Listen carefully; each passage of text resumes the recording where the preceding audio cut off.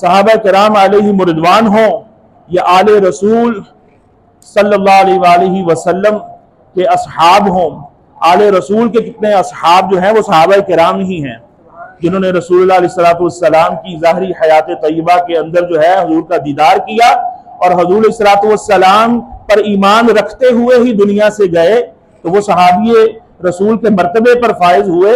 تو وہ 2 in 1 کے اجر و ثواب کے جو ہے وہ متحمل ہوئے یا متصف ہوئے اس سے کہ وہ صحابیت سے بھی نوازے گئے اور خاندان نبوت سے بھی ان کو جو ہے ہونے کا شرف حاصل ہوا، رسول اللہ علیہ السلام سے نسبت جو ہے حقیقی اس کا بھی شرف انہوں نے پایا۔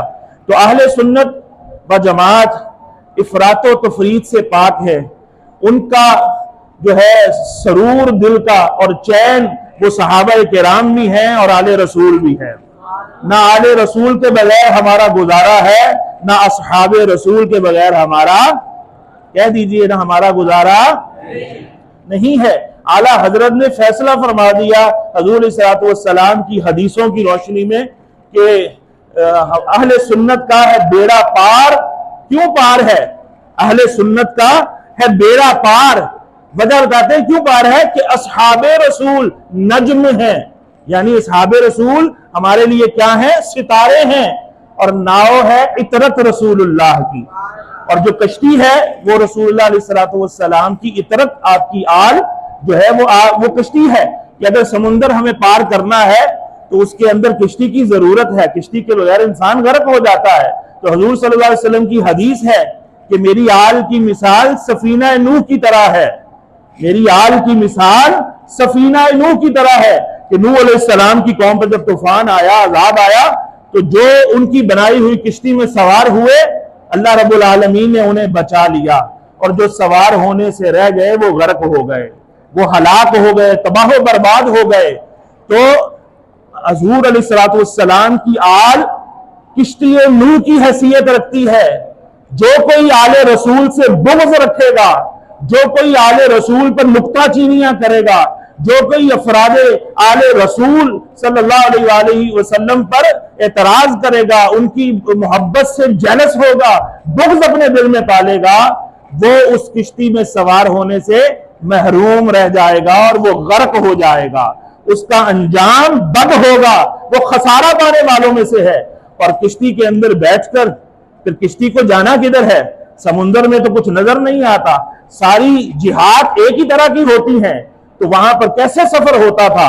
آج تو جناب نیویگیشن کا پورا نظام وجود میں آ گیا ہے، پہلے کیسے سفر ہوتا تھا؟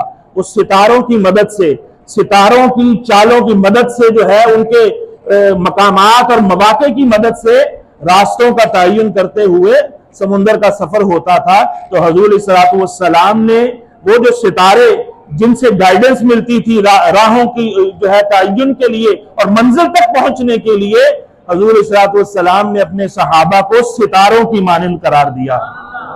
حضور نے فرمایا اصحابی کالنجوم، میرے صحابہ ستاروں کی مانند ہیں، میرے صحابہ ستاروں کی مانند ہیں۔ فَبِأَيِّهِمْ اِقْتَدَيْتُمْ اِحْتَدَيْتُمْ او کما قال علیہ السلام، تم ان میں سے جن کی پیروی کرو گے ہدایت پا جاؤ گے۔ تو صحابہ کرام کا دامن بھی پکڑنا کیا ہے؟ ضروری ہے۔ بغض صحابہ اگر دل میں ہوگا، بغض صحابہ کہ صحابہ کرام میں جنگیں ہوئیں، ایسا ہوا ویسا ہوا، اب محرم شریف آ گیا ہے، اب جناب جو گھڑی گھڑائی باتیں، موضوع روایات اور فرسودہ روایات اور جعلی روایات اور رافضیوں کی لکھی ہوئی روایات اب حرکت میں آ جائیں گی، وہ بھی حرکت میں آ جائیں گے، اور ان کا یہ جو مواد ہے گھٹیا مواد جو کہ قرآن کے مقابلے پہ وہ پیش کرتے ہیں، رسول اللہ علیہ السلام کے فرمان کے مقابلے پر پیش کرتے ہیں، جناب وہ اب سامنے آئے گا، وہ قرآن کا مقابلہ کرنے کے لیے۔ تو قرآن کا مقابلہ کرنے کی کسی میں سکت ہے؟ بولیے، قرآن کا مقابلہ کوئی کر سکتا ہے؟